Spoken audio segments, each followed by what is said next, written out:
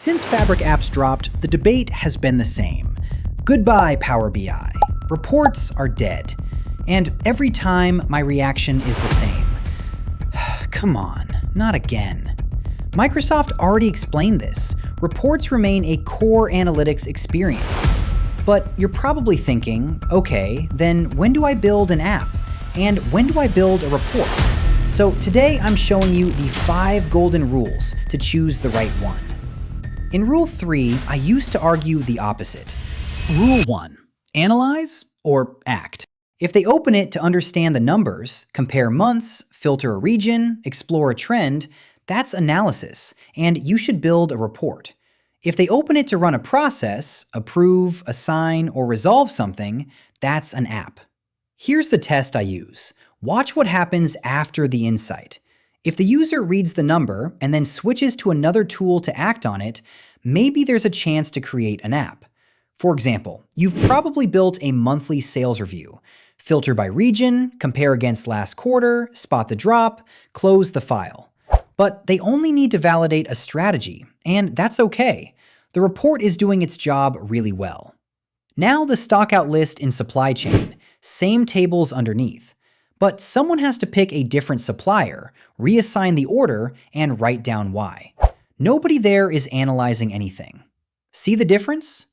When Microsoft opened up questions on Fabric apps, the most upvoted one was exactly this. Can one thing combine analytics, write back, and operational workflows? But careful, one action doesn't make an app. Rule 2, analytical experience or product experience. A report is a canvas. An app is the whole experience. Navigation, screens, states, flows, a login. You decide everything. And that freedom feels incredible in a demo. In production, it means every screen is yours to design and yours to maintain. Take onboarding in HR. As a report, headcount by department, time to hire, 2 filters, and you shipped it this afternoon. As an app, a checklist per new hire, 1 screen for the manager, a different one for IT, states moving from pending to done. And now you're designing empty states. Now you're deciding what happens when someone reloads the page halfway through a form. That's product work. So the question is not, could I build a nicer UX with AI? You probably could. The question is, does this use case need a product experience or a clean analytical one? If your users live in KPIs, charts, and filters, the report is doing its job. Leave it alone. Rule 3, occasional write-back or app-owned data. The old logic was reports read data, apps write data. Need write-back? Build an app. Nope, not anymore. Since March, Translytical task flows are generally available in Power BI. Your report can add, edit, and delete records from inside the report. So write-back alone no longer justifies an app. The real line is ownership. Occasional write-back on existing data stays in your report. A status change, a comment, an adjustment. But when the data belongs to the process, that's an app. Its own tables, its own forms, its own roles and lifecycle. A Fabric app provisions its own SQL database inside Fabric. The data is born in the app, and your Power BI reports can query it afterwards. Sales again. A rep marks a deal as lost and types the reason. That deal already exists in your model. 1 field, 1 button, 1 task flow. You never leave the report. Incidents are the opposite. The ticket doesn't exist until somebody opens it. It needs a form, a status, an assignee, a history of who touched it and when. Nothing upstream owns that record. It's born here. 1 number to update, report. A data set to own, app. Rule 4, Analyst maintained or software artifact. Both options are governed. A Fabric app is a first-class Fabric item. Entra sign-on, workspace permissions, and if it reads your semantic model, your row-level security still applies. So governance isn't the difference here. Maintenance and cost are.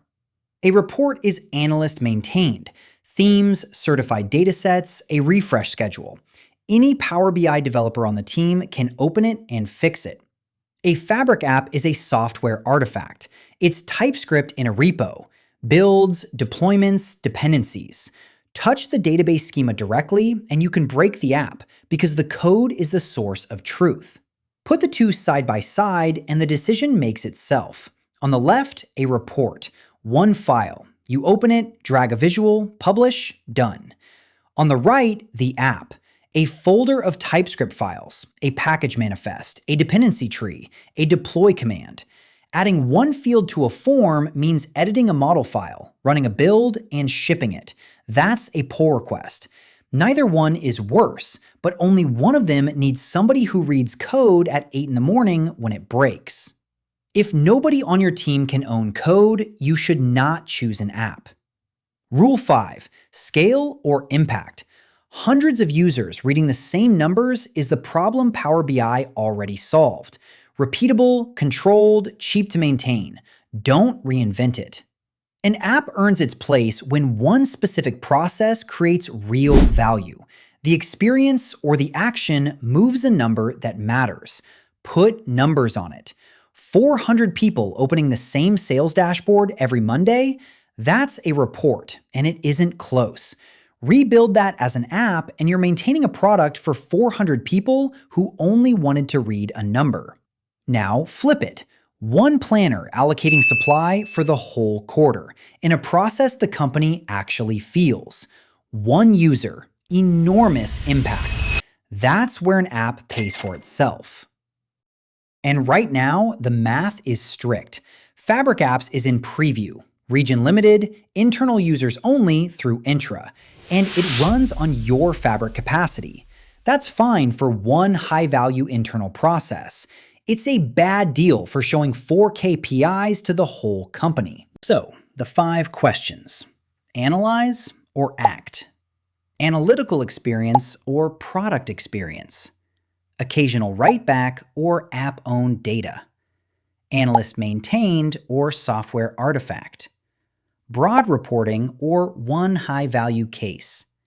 0 or 1 app answers? Build a report with a task flow if you need the button. 3 or more? You're not building a dashboard anymore, you're building a product. And the rule underneath all 5?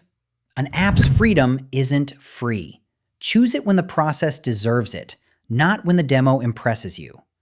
Screenshot this checklist to keep it in mind next time you get a request.